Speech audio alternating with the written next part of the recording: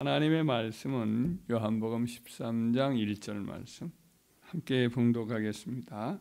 유월절 전에 예수께서 자기가 세상을 떠나 아버지께로 돌아가실 때가 이른 줄 아시고 세상에 있는 자기 사람들을 사랑하시되 끝까지 사랑하시니라.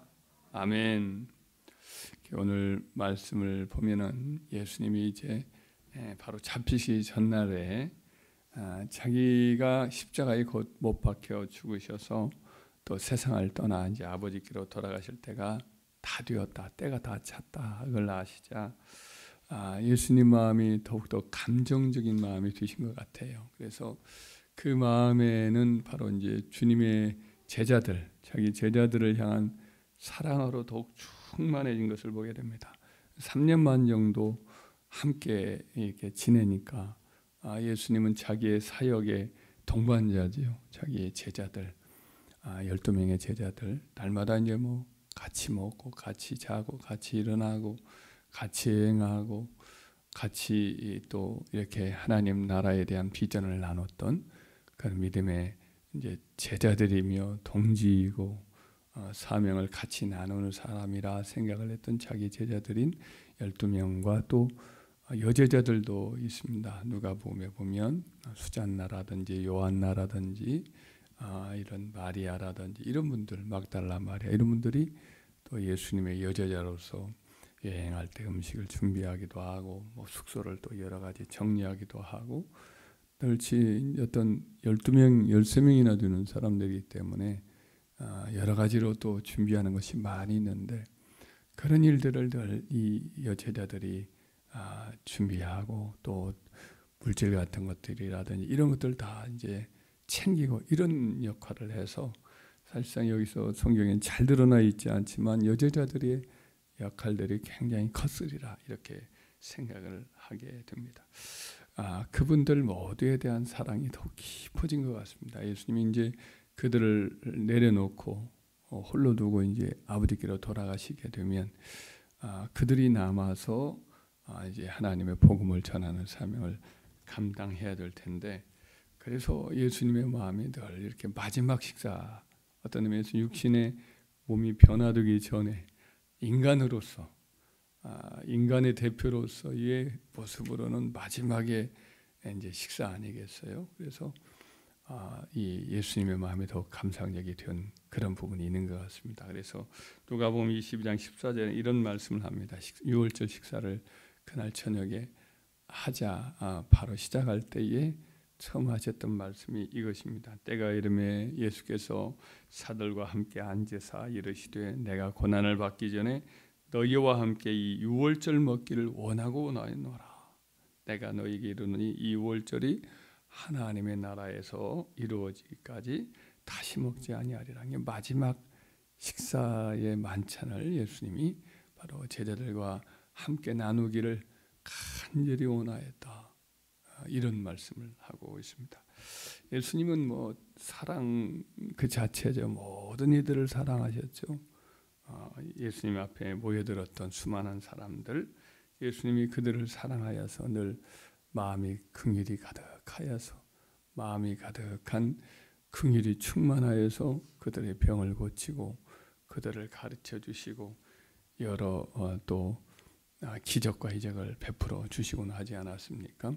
심지어 예수님을 대적하는 바리새인들, 유센적인 그들에게도 예수님은 언제나 마음의 진심을 보여드리고 그들에게 필요한 영적인 교훈들을 이렇게 가르치시면서 논쟁도 뭐 불사하고 그들에게 이제 당신이 메시아임을 암시적으로 처음에는 말을 하고 나중에는 뭐 본격적으로 내가 그니라 이런 말, 내가 그다음 말은 여호와다라는 말씀과 똑같거든요. 그래서 이 예수님이 하나님이심을 가르치면서까지 돌로 쳐서 죽이려고 드는 그와 같은 일들을 알면서도 예수님은 계속해서 그들에게 이렇게 사랑을 쏟으셨죠. 십자가에 못 박혀 죽으시는 그 고통 중에서도 예수님은 그들을 위해서 기도하기를 그치지 아니하셨습니다. 그래서 예수님은 이제 아버지께로 떠나실 때에 그분에게 남아있는 감정을 이라고 한다면 그냥 온통 사랑뿐입니다. 예수님 잡히시는 그날에도 이제 제자들에게 미리 될 일을 다 알려주시고 제자들이 다 예수님 부인할 것도 알아요. 그런데도 불구하고 그들을 뜨겁게 사랑함을 그치지 않으시고 또 기도하고 난 다음에 겟세마네를 기도하고 난 다음에도 그를 잡으려고 오는 사람들이 가까이 왔을 때에 제자들 앞서 나가셔서 그들을 가로막고 내가 그니라고 내가 그다 내가 너희들이 찾는 사람이다 말하였으니 이 사람들로 가게 하라. 그래서 제자들을 이제 아무도 손대지 못하고 체포하지 않고 자기만 데리고 가라고 예수님이 자기를 또 내어주시는 그런 모습을 보게 됩니다. 그래서 예수님의 모든 행동과 말 속에는 사랑만이 가득했던 것을 보게 됩니다. 베드로에 대해서도 얘기한다면 베드로가 그날 밤 예수를 3번이나 부인하지요. 바깥들에서 대지산 바깥들에서 예수님을 3번이나 맹세하면서 저주하면서까지 부인을 합니다. 마지막 그 3번째 부인하고 났을 때 안뜰에서 매도 맞고 이런 저런 고통을 겪으신 예수님이 그 와중에도 뒤를 돌아봐요. 예수님이 시선을 베드로가 이렇게 느꼈을 때 바라봤을 때 마주쳤을 때에 베드로의 마음에 마음에 찔림이 가득해요. 왜냐하면 예수님의 눈빛이 책망의 눈빛도 아니고 그냥 긍휼한 눈빛, 따뜻한 불쌍히 여기는 그런 눈빛인 것을 발견하니까 더 이상 어쩌지 못하고 뛰쳐나가서 어두운 골목에서 그가 통곡을 했다고 이렇게 복음서는 말씀을 하고 있습니다. 그리고 나서는 예수님이 또 베드로를 그냥 놔두지 않습니다. 그날 죽으시고 난 다음 사흘 후에 예수님이 이제 부활하시잖아요. 부활하고 나서 예수님이 가장 걱정이 되었던 사람이 베드로였는지 그날 오후에 베드로에게 나타납니다. 그래서 이 엠마오로 내려가는 두 제자였던 그 제자들에게 나타나 가지고 한 몇 시간 정도 한 2시간 그러니까 예루살렘에서 엠마오까지 시간들이 꽤 걸려요. 그 걸리는 기간 내내 그들과 동행을 하면서 성경을 풀어서 말씀하시고 저녁 낮에 식사하는 도중에 기도하시는 가운데 예수님이 자기를 드러내시고 사라지시거든요. 그 이분 두 사람이 이제 막 놀라가지고 글로바라는 사람하고 아마 그의 부인이었던 마리아라는 자매로 기억하는데 짐작하는데 이 두 사람이 바로 이제 그 예루살렘으로 밥 먹다가 바로 이제 일어나서 달려오지요. 예수님 부활하셨다고 알려주려고 도착을 했더니 바로 이런 이야기를 합니다. 말하기를 주께서 과연 살아나시고 시몬에게 보이셨다 하는지라. 그러니까 시몬이 바로 시몬 베드로예요. 그날 언제 베드로에게 나타나셨는지는 몰라요.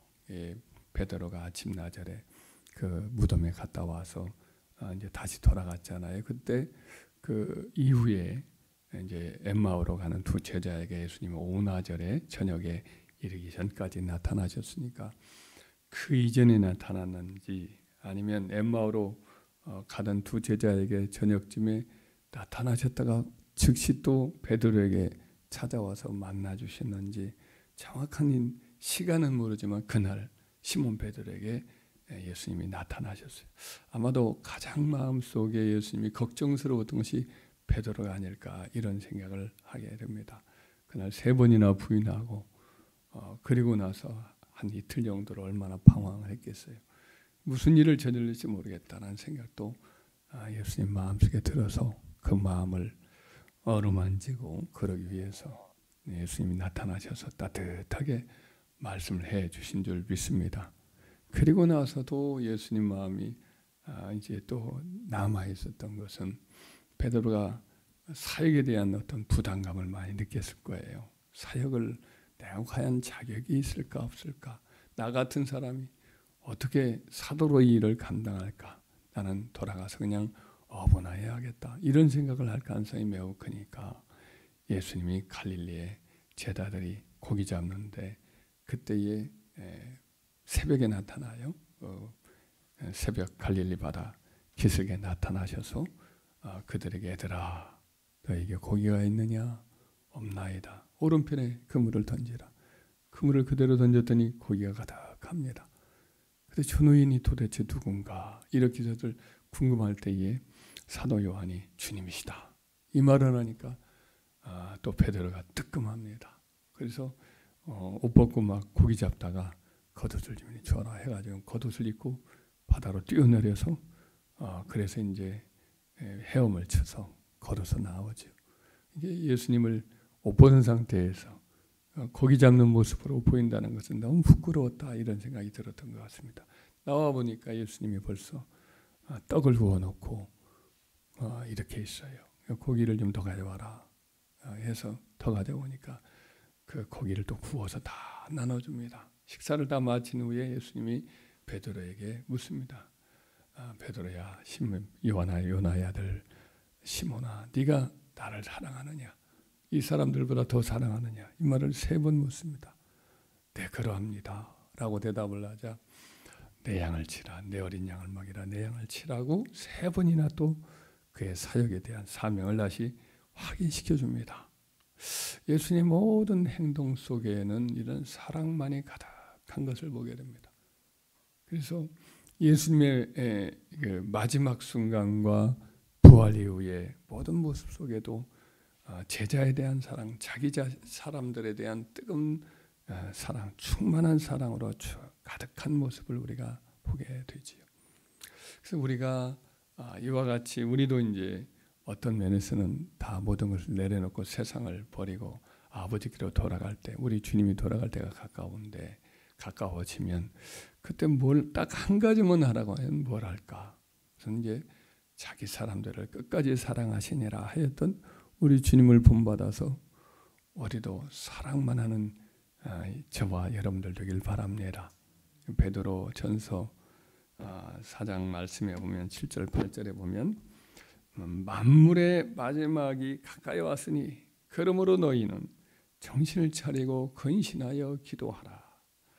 무엇보다도 뜨겁게 서로 사랑할지니 사랑은 허다한 죄를 덮느니라. 이런 말씀이 있습니다. 상대방의 죄를 여기서 말하는 것일 수도 있고 아니면 일반적으로 사랑이 가지는 효능을 가르치는 것일 수도 있어요.